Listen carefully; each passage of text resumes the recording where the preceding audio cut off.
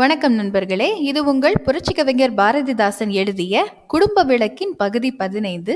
வாருங்கள் பார்க்கலாம். சென்ற அத்தியாயத்தில் பள்ளிகளுக்கு சென்ற பிள்ளைகள் என்ன செய்கின்றார்களோ என்ற நினைப்பில் தலைவி இருக்கிறாள்.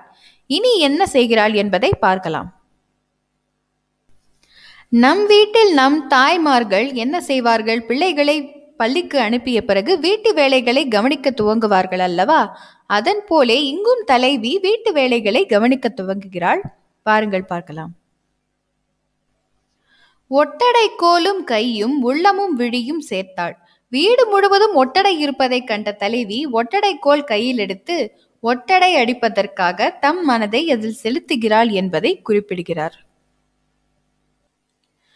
கட்டிய சிலந்திக்கூடு கரையானின் கோட்டை எல்லாம் தட்டியே பெருக்கி தூய்மை தனியழற சால செய்து. வீட்டின் சுவர் முழுவதும் கட்டிய சிலந்திக்கூடு கரையானின் சின்ன சின்ன மண் கோட்டை ஆகியவை எல்லாம் தட்டி பெருக்கி தூய்மை பெற செய்து தனி ஒரு ஆளாய் தன் வீட்டை கவனித்தாளாம் தலைவி என்பதை குறிப்பிடுகிறார். சட்டைகள் தைப்பதற்கு தையலை தொட்டால் தையல்.